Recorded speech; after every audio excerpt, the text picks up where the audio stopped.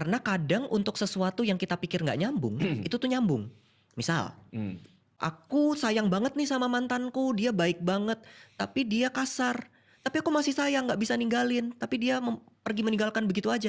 Yang langsung gue tanya, sama bapak gimana? Sama ibu gimana? Karena di dalam kepala orang itu tentang mantannya. Enggak juga sebenarnya.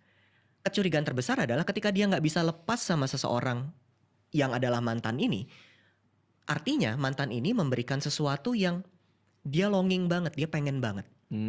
Terlepas dari hal buruk yang diberikan, tapi ada sesuatu yang dikasih.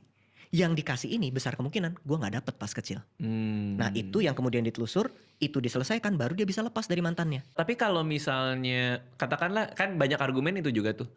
Lo harus mencintai anak lo supaya kebutuhan emosi sayangnya dia terpenuhi dan dia gak perlu nyari keluar. Tapi kalau itu sudah terjadi dan dia mensubstitusi perasaan itu dengan si pacar atau si mantan, kan kita gak bisa balik ke masa lalu ya.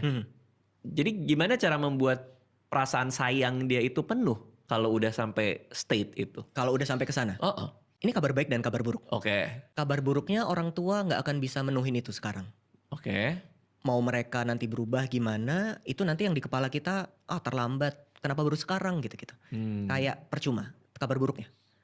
Kabar baiknya, dengan atau tanpa orang tua ikut serta, lebih baik orang tua ikut serta, lebih baik orang tua ikut dalam proses pemulihannya karena bagus juga buat keluarga. Tapi bahkan tanpa orang tua ikut serta, kita bisa pulihkan itu. Nggak mensyaratkan orang tua harus berubah dulu, harus ngaku dulu, harus minta maaf dulu, baru itu bisa penuh. Enggak. Gue bisa melakukan itu, karena gue udah dewasa.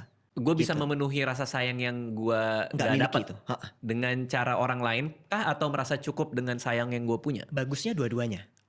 Karena tadi kan cara kerja otak, begitu gue ngerasa gak disayang, ternyata orang depan disayang. Nah kan kontras tuh udah.